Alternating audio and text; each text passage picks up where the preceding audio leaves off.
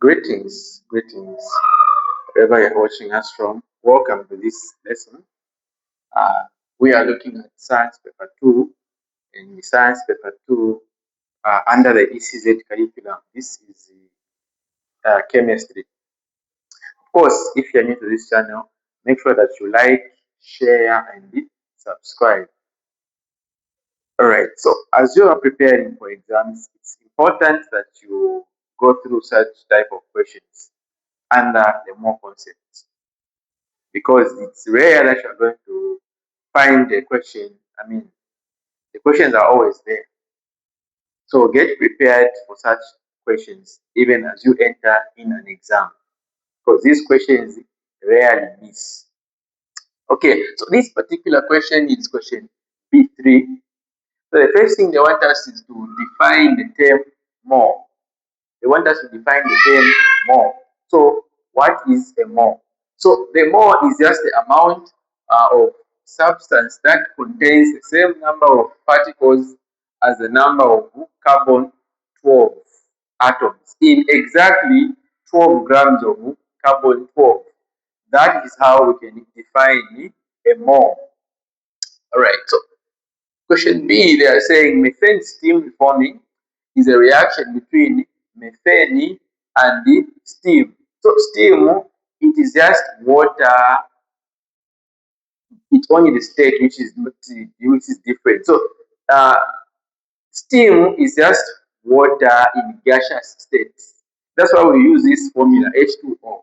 Steam, it is just water that is just in the gaseous state.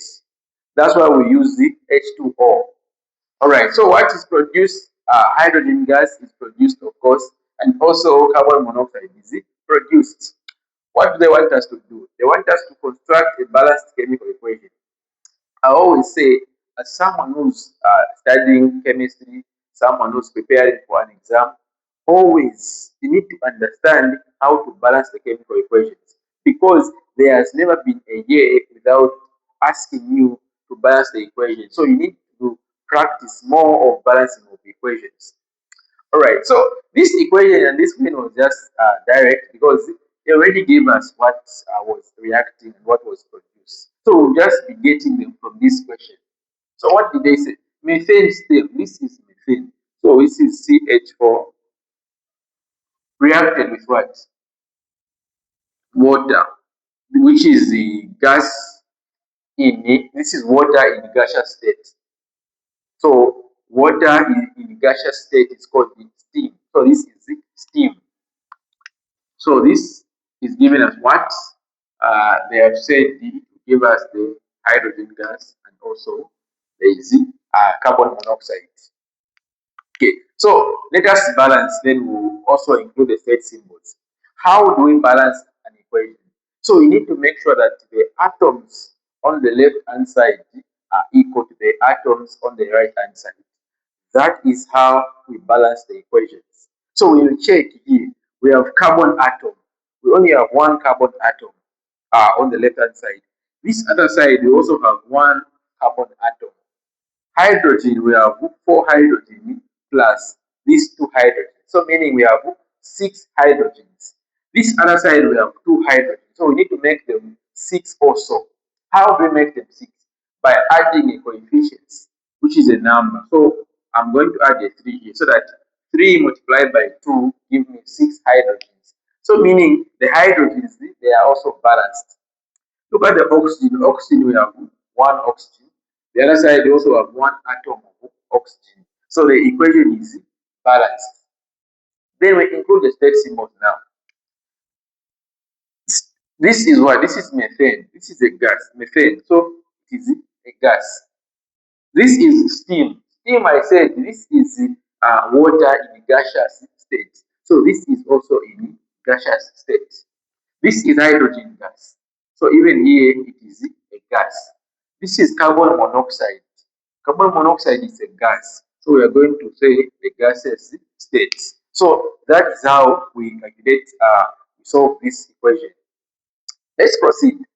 Given that 80 grams of magnesium oxide reacted with dilute hydrochloric acid according to the equation. So this is the equation that they have given us, and this equation is already balanced. This equation is already balanced. All right, so what do they want us to do? They want us to calculate the mass of magnesium chloride that was formed. So this question, I always encourage that this question can only be answered in two ways. So the first thing you're going to do is you are going to identify the mass of the substance that you have been given, and also the mass that you have been asked to find.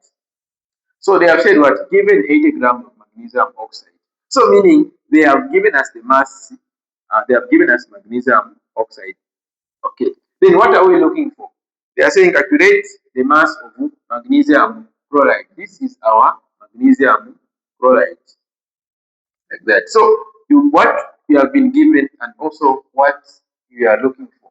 So they have given us here 80 grams. 80 grams of what? Of magnesium oxide. So we're going to put 80 here. Okay. Then this one we don't know. It's the one that we are looking for, the mass. Then we need to find the relative formula mass of magnesium oxide and also the relative formula mass of magnesium chloride. So when you look at magnesium oxide, it has magnesium itself has 24 as the mass number. Then it also has the oxygen. When you add, you are getting a 40. What of magnesium chloride? So magnesium chloride there, we have two chlorines, 35.5 times 2, that is 70. That is 70, 70. So we have 35.5. Okay, so when you add 5.5 plus magnesium, which is 24, we are getting 95. Okay, so this side we have 95. Okay, so what are we going to do? This is magnesium oxide. Magnesium oxide, we have said it is what? It is 40. You put your 40 here. Magnesium chloride, we have said what? We have said it is 95, like that. Then we are going to cross multiply. So 40 multiplied by x is going to give us 40x. Okay.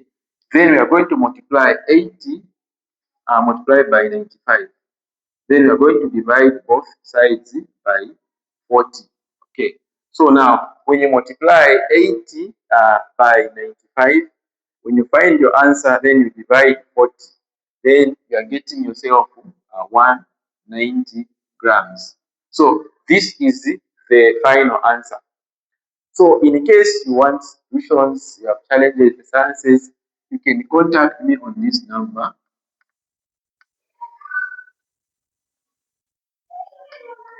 0974 930001.